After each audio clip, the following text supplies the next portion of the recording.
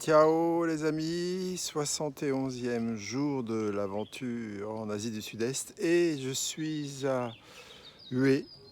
Je suis au tombeau de Tuduk, euh, un des empereurs qui a régné, et c'est le seul avec, malgré ses 100 et quelques femmes, je ne sais plus, 110 ou 100, je ne sais pas combien. Il n'a eu aucun enfant. Bref, il était stérile, il a eu la rougeole quand il était petit et finalement, malgré toutes les femmes qu'il a pu avoir, hein, il n'a pas eu d'héritier. C'est le seul empereur à ne pas en avoir eu. Et il a fait de son vivant ériger son tombeau, étudier avec la géomancie pour que toutes les bonnes ondes soient là et qu'il puisse avoir une vie au-delà dans le parce qu'il croyait à la vie au-delà, qu'on pouvait, de la même façon que nous, dans cette vie-là, on pouvait manger, on pouvait boire, on pouvait s'amuser. Voilà, donc du coup, il a arrangé tout son tombeau de telle sorte qu'il ait une belle vie dans l'au-delà.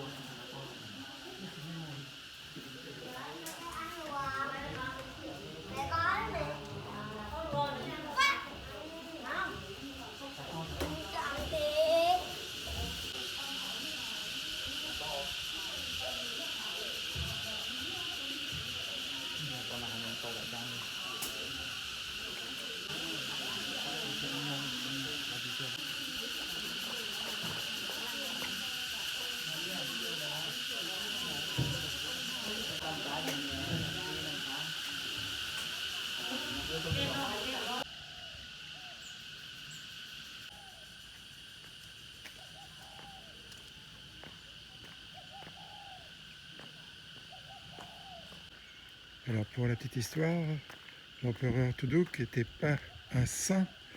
Il a fait tuer son frère, ensuite qui était le prétendant au trône. Il a ensuite fait tuer toute sa famille, la famille de son frère, pour être sûr qu'il n'y ait pas de réclamation plus tard. Et c'est l'empereur qui a vécu le plus long règne parmi tous les autres empereurs. Et les statues que vous voyez là, ce sont des statues qui ne sont pas très grandes. Et la raison en est, c'est qu'il mesurait 1,53 m et qu'il ne voulait pas que des statues lui rappellent son handicap.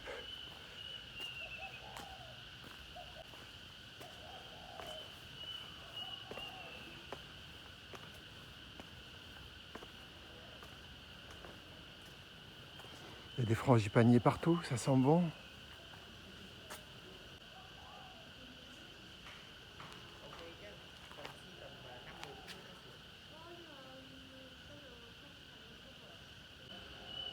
Alors dans cet édifice a été apportée cette stèle, pèse 20 tonnes. Elle a été tirée sur 500 km par des éléphants, et tout en marbre. Et ce qui est écrit dessus, c'est un petit peu la vie racontée, son autobiographie, lui-même racontée par l'empereur Tuduk, expliquant un petit peu ses erreurs qu'il a pu faire, etc. Il y a eu beaucoup de révoltes, il y a eu beaucoup... Enfin bref, ça a été un empereur assez... qui était intransigeant et qui a fait tuer beaucoup de monde. Et voilà, donc du coup, sur la fin de sa vie, il a dû reconnaître un petit peu qu'il a été un peu dur.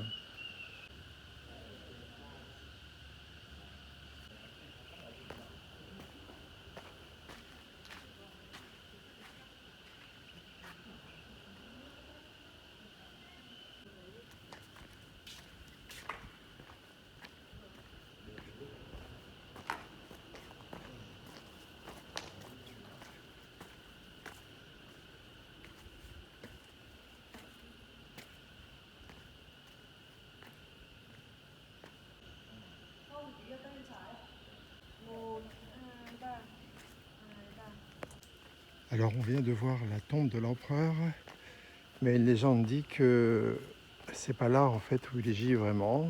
Il a demandé à des sourds-muets d'une région de venir creuser sa tombe dans un endroit sous la pinède, qui est d'ailleurs là, vous voyez là, toute cette pinède.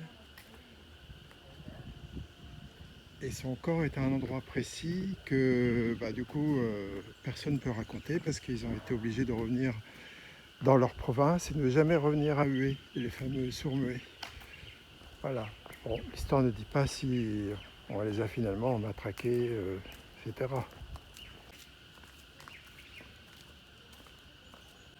Voilà la belle pinède. Elle est très grande, elle entoure une grande partie du mausolée.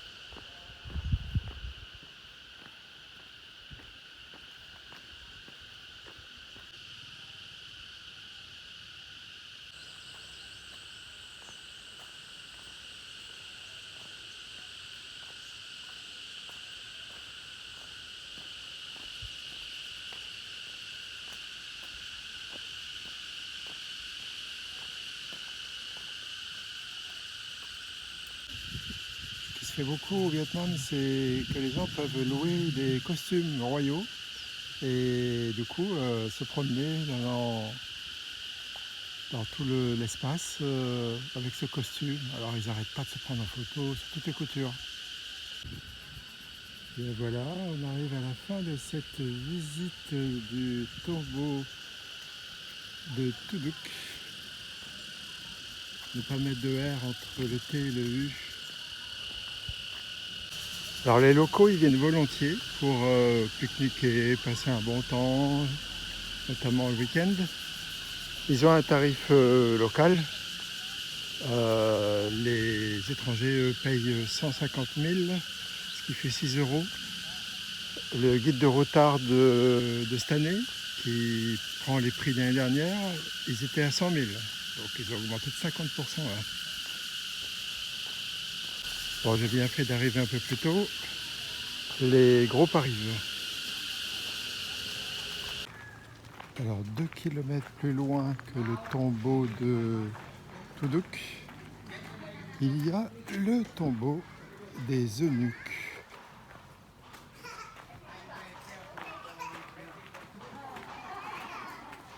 Vous êtes arrivé. Super, je suis ravi.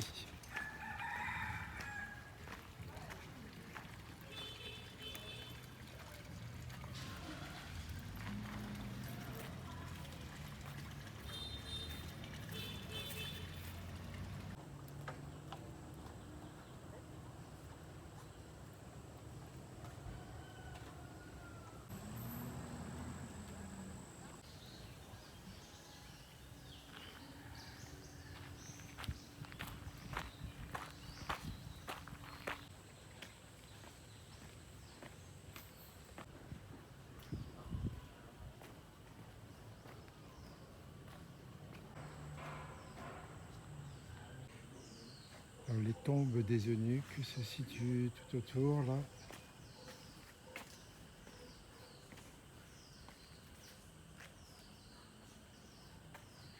Tout autour du pavillon.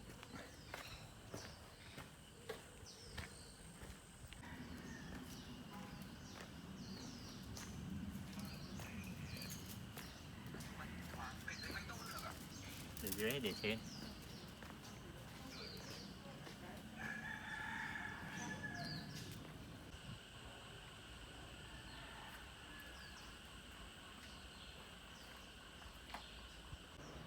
Alors, quand on évoque Eunuque, ça me rappelle celui de Game of Thrones, si vous voyez ce que je veux dire. Il y a plein de tombes tout partout. Avec tous les régions qu'il y a pu y avoir ici, il y a pas mal d'eunuques qui ont dû travailler pour eux. Il fallait bien quelqu'un pour garder les harems. Quelqu'un en qui on pouvait avoir confiance.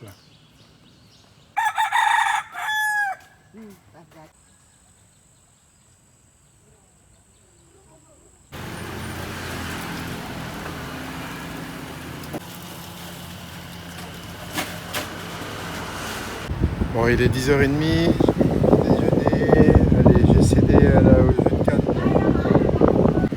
Alors, la dame et sa mère m'ont fait goûter ça. C'est très bon, c'est sucré, c'est sans blanc et c'est très sucré, c'est super.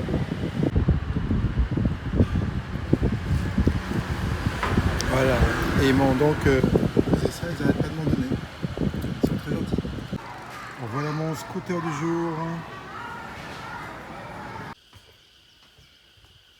Bon, j'allais vers un tombeau très connu et puis je tombe sur ça. Et franchement, ça doit pas être celui que je cherche. Donc je suis tombé sur un homonyme. Donc Google Maps m'a induit en erreur. Donc il faut que je retrouve. Il y a partout où je suis passé là, il y avait des tombes, mais majestueuses la plupart du temps. C'est fou, c'est un endroit où il y a plein de tombes. Bon, en route vers le mausolée que je cherche. Ils viennent de tondre le gazon sur les abords de la route là.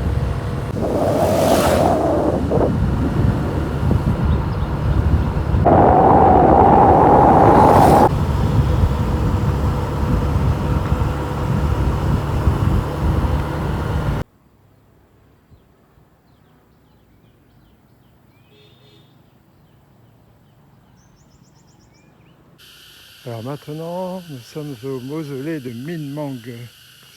Pour arriver jusque-là, il a fallu faire une dizaine de kilomètres. C'était magnifique. Le chemin était très beau. J'avais plus de place, plus de batterie, donc du coup, voilà. Je n'aurais pas le chemin.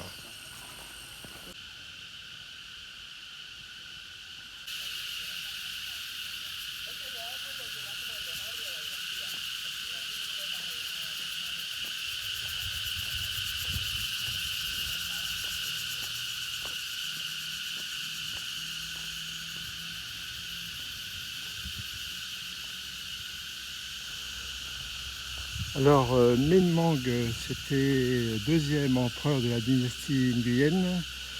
Et il n'a pas eu beaucoup de femmes, une cinquantaine seulement, mais 200 concubines, je crois. Et du coup, il a eu beaucoup d'enfants. Il a dessiné lui-même les plans de son mausolée. Et en fait, les travaux ont commencé juste après sa mort. Du coup, c'est le seul empereur qui n'a pas pu voir ne serait-ce que le début de son tombeau, pour lequel le tombeau a été créé après la mort. C'est la stèle.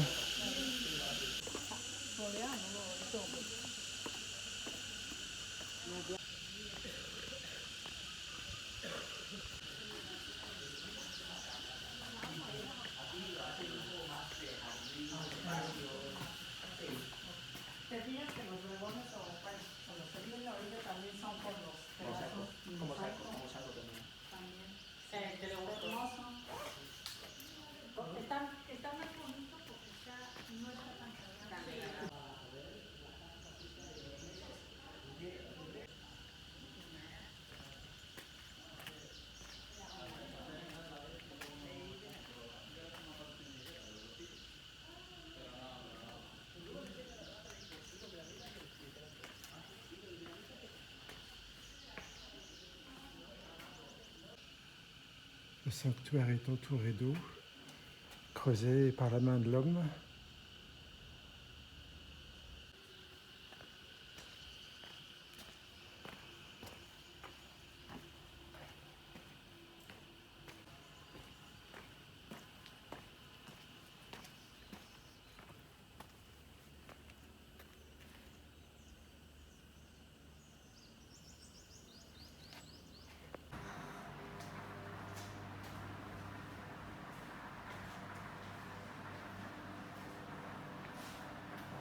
Importante, muy sagrado, y la madre lo rezaba 2 veces al mes. El libro trae-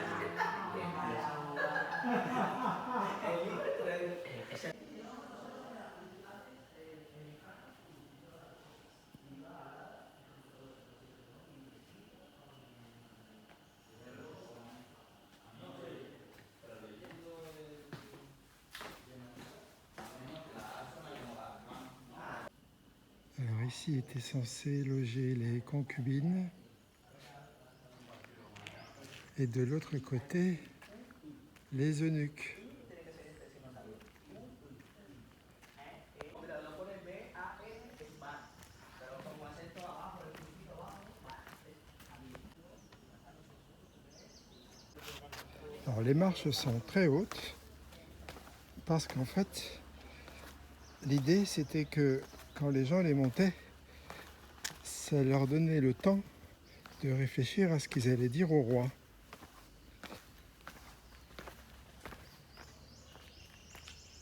Ils n'ont pas fait ça pour les entretiens individuels annuels boulot. Des frangipaniers tout partout. Ça sent bon. On arrive bientôt à la tombe qu'on ne pourra pas voir parce que paraît-il elle n'est pas accessible au public. Alors ce pavillon est celui qui précède juste avant d'entrer dans le domaine céleste des morts.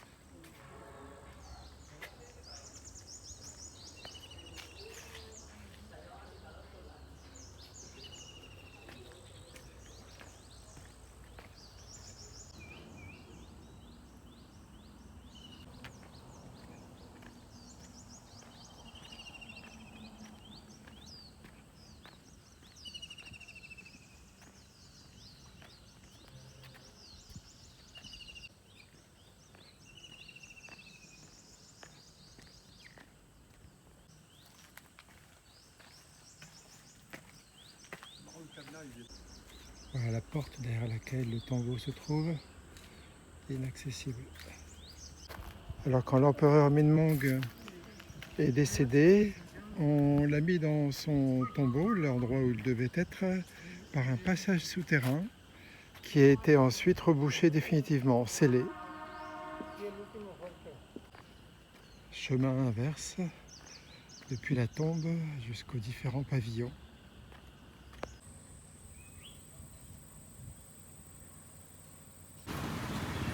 Alors, je me suis arrêté pour une petite fin. J'ai vu une image sur le machin qui me plaisait bien, donc du coup j'ai demandé. Pour l'instant j'ai ça. Tournez à droite, puis tournez à droite. Pour l'instant j'ai ça, mais je ne sais pas ce que c'est. Alors je viens d'essayer de manger ça, ça se mange pas comme ça. À mon avis, un liquide, un bouillon chaud qui se met par-dessus. Finalement ça se mange comme ça. Mais j'aime pas trop. Mais vraiment pas terrible. Et c'est loin de représenter la photo que c'était sur l'image que j'ai vue. Bon, Au moment du montage vidéo, je me perçois qu'il y a beaucoup trop de vidéos. C'est normal, j'ai fait beaucoup de choses dans la journée. Donc je vais séparer en deux. Une première partie que vous venez de voir, une deuxième partie qui concernera l'après-midi. À tout de suite.